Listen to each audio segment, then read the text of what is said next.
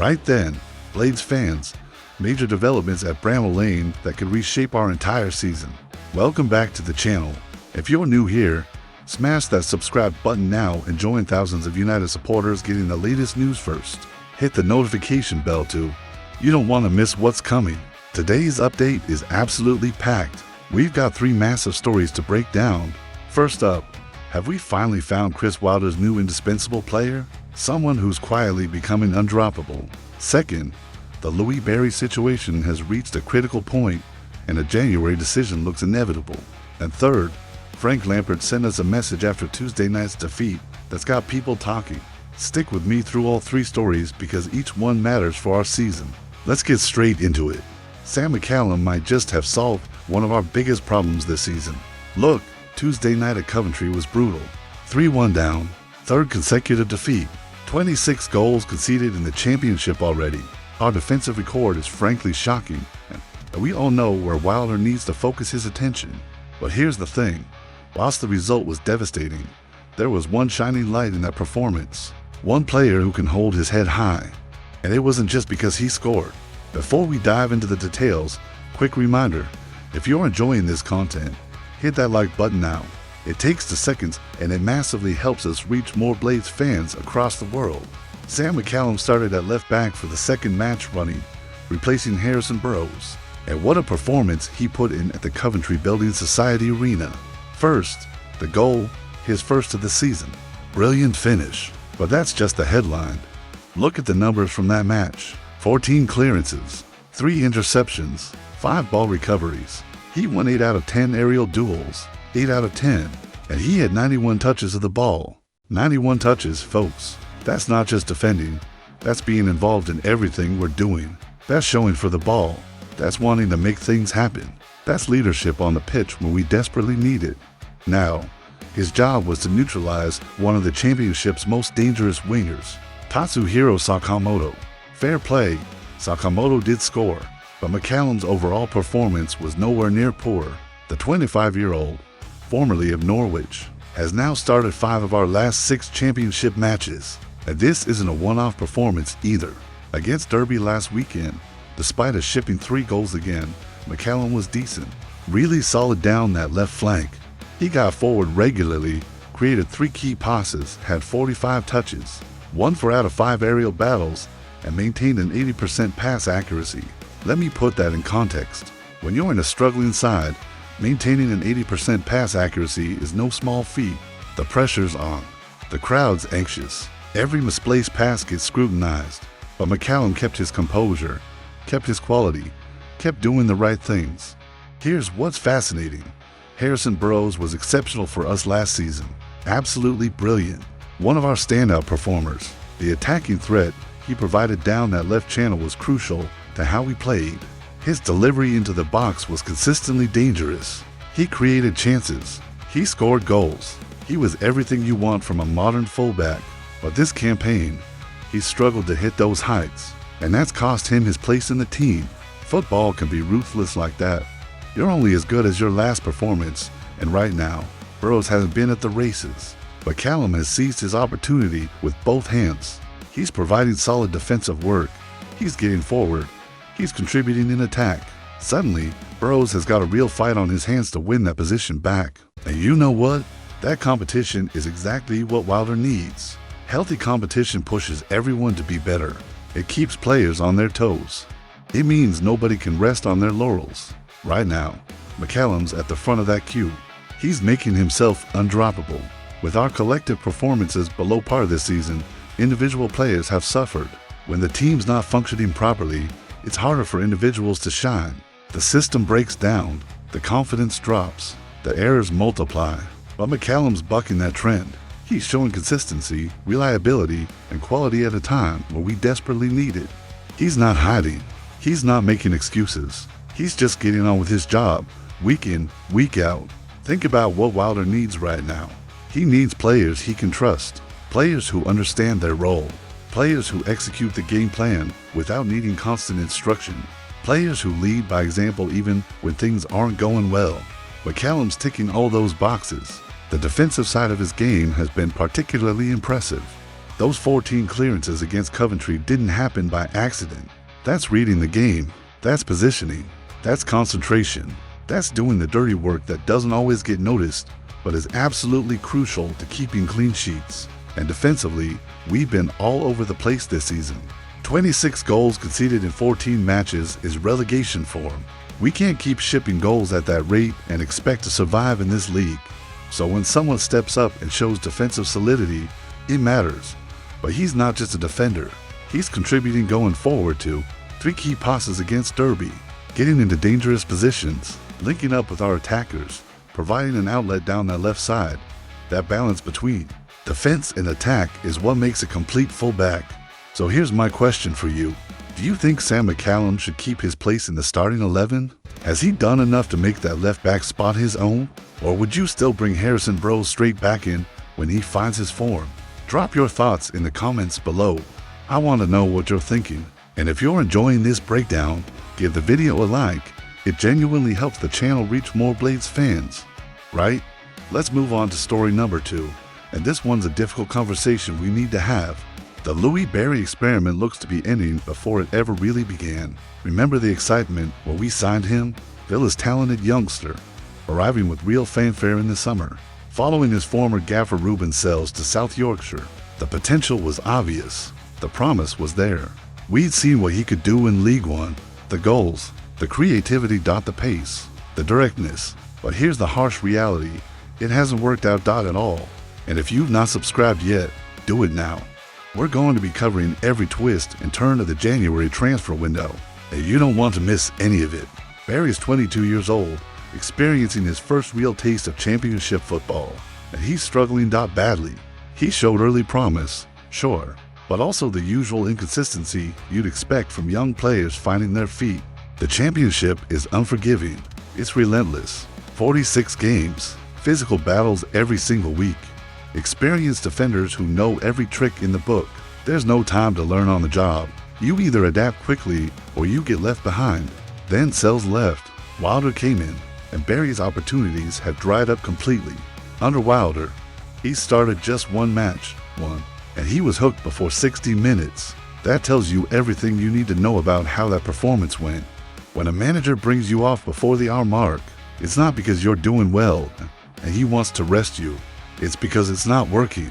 His most recent appearance, playing for the under-21s, where he scored in a defeat to Wigan Athletic earlier this week. Now, scoring is always positive. Shows he's still got that instinct in front of goal.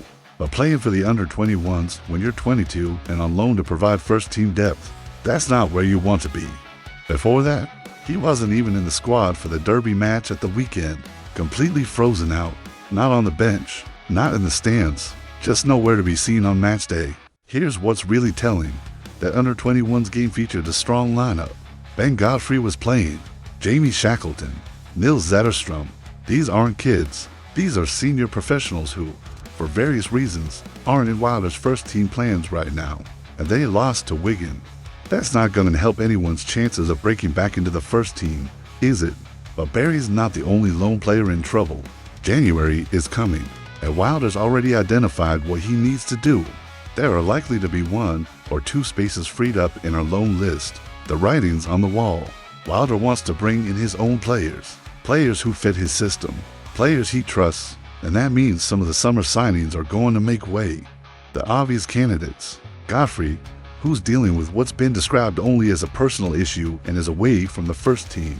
We don't know the details, and we shouldn't speculate, but clearly something significant is happening there that's keeping him out of contention.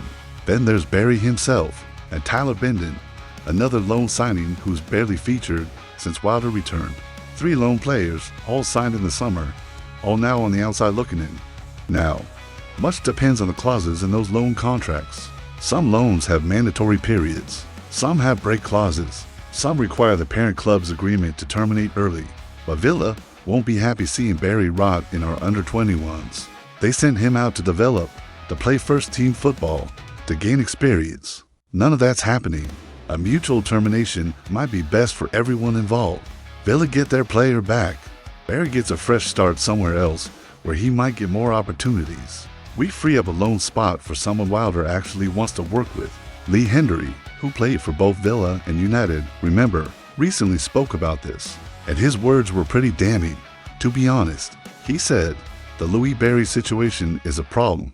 Ruben Sells brought him to Sheffield United and wanted him to play in a certain way. I'm not saying he can't play under Chris Wilder, but it looks like things aren't working out as planned. That's diplomatic, isn't it? It looks like things aren't working out. That's putting it mildly. The lad's playing under 21 football. Of course, it's not working out. Henry continued. I spoke to him briefly at the start of the season. He was buzzing, optimistic about going there, as anyone would be. I think a lot has gone wrong, not just for Louie, but the club hasn't started as it should. It's been a real roller coaster for Sheffield United, and the forwards have been under massive pressure. And that's a fair point. Our attacking players have been under enormous scrutiny this season. Tom Cannon struggled for goals. Kiefer Moore's been in and out. Ryan Brewster can't stay fit. When the whole team's underperforming, it's even harder for individuals to excel. Henry added, I played at this club. When things aren't going well, as you can imagine, the expectation is huge and the fans let rip, as they do at any club, because they want the best for their team and their best players to perform. He's absolutely right. When you're struggling as a team, it's harder for individuals to shine. The expectation at this club is enormous. Our fans demand the best, as they should. But when results don't come, that pressure multiplies. The confidence drains away. Players start snatching at chances instead of being composed. They play safe instead of taking risks. The crowd gets anxious. The atmosphere gets tense. It's a vicious cycle. Henry finished by saying, there's been a lot of players underperforming this season, hence their position in the table. It could be that Villa recall him, but maybe his style of play doesn't fit. It looks that way since he hasn't played much since Chris came back. That's the advantage of having loans. You can leave, and if it doesn't work out, you go back and go somewhere else in January, and I know several clubs would certainly be interested in him. And that last bit's important. Barry's still a talent, still young, still got potential. This loan hasn't worked out, but that doesn't mean his career's over. He'll get another chance somewhere, maybe at a League One club where he can play every week and rediscover his confidence. Maybe at another championship club with a different style that suits him better. But his time at Sheffield United, that looks to be coming to an end. So here's what I want to know from you lot. Do you think we gave Louie Barry a fair chance? Should Wilder try to integrate him properly? Or is a January recall the right move for everyone? Your opinion matters. Let me know in the comments. And make sure you're subscribed because January transfer news is going to become thick and fast. Hit that bell icon so you never miss an update. Now, story number 3, and this one might actually give us some hope. Frank Lampard believes in us more than some of our own fans right now. Tuesday night, Coventry away. We went into halftime 1-0 up. Felt like we might finally be turning a corner. The performance in the first half was decent. We looked organized. We looked like we had a plan. We'd taken our chance well. Away from home, against the league leaders, we were in control. Then the second half happened. 3 unanswered goals, 3-1 defeat, 3rd loss on the bounce. The same old story. Defensive lapses, individual errors, goals that were completely avoidable. It's becoming a pattern, and patterns are dangerous in football. Coventry are flying. 5 points clear at the top. They're playing with confidence. They're scoring goals for fun. They look like a team that believes they're going up. Meanwhile, we're struggling badly. We've already lost more championship games this season, 11 from 14, than we did in the entire previous campaign. Let that sink in. 11 defeats in 14 matches. That's relegation form. That's bottom 3 form. That's the kind of record that gets managers sacked and clubs relegated. We're in serious trouble here. The January window's been earmarked as Wilder's chance to reshape this squad. His opportunity to bring in the players he needs, the characters he trusts. The quality we're clearly lacking in certain areas. But we can't afford to wait. There are 10 matches before January, 30 points available. We need them now, or at least, we need a significant chunk of them.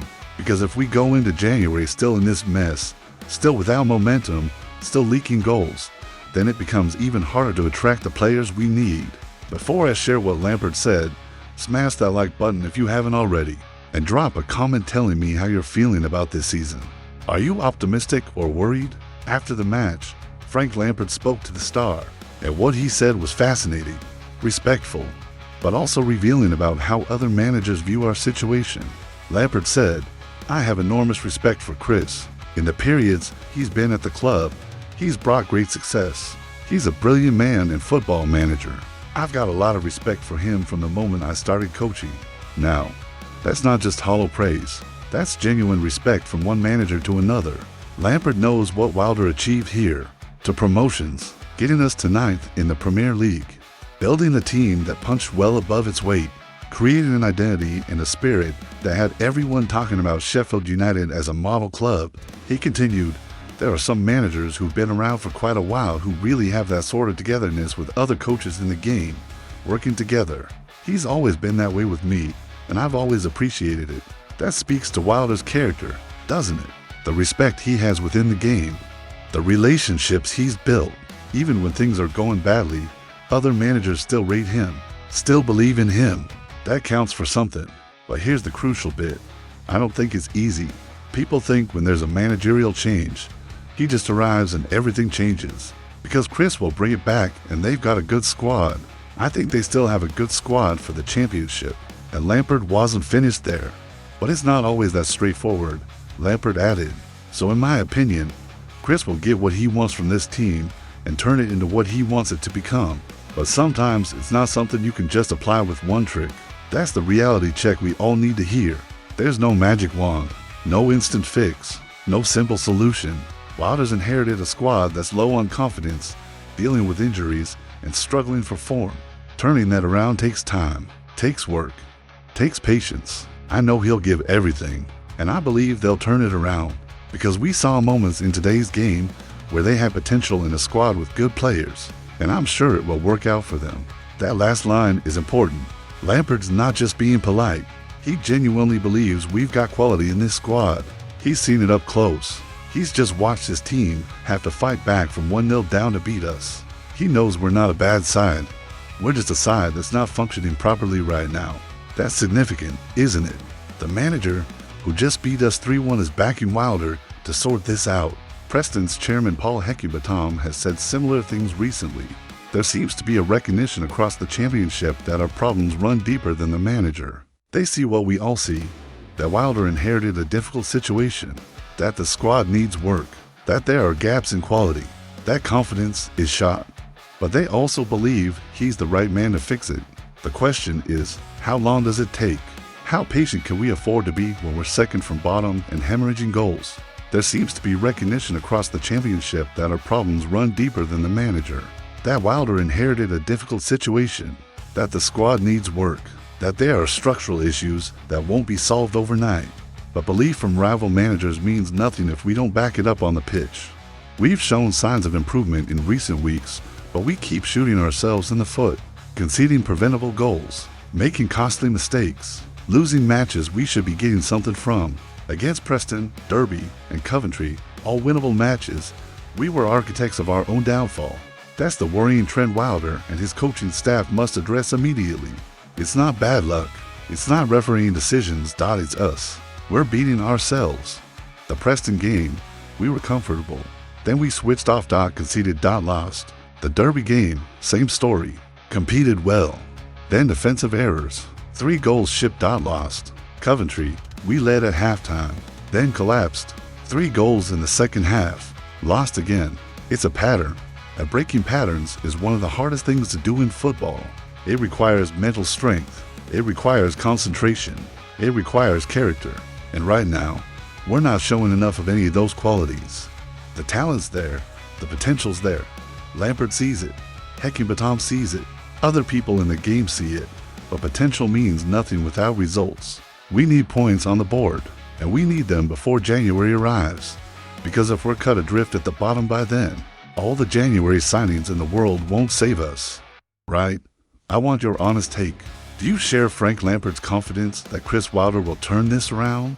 Or are you worried we're heading for a really difficult season? Get involved in the comments.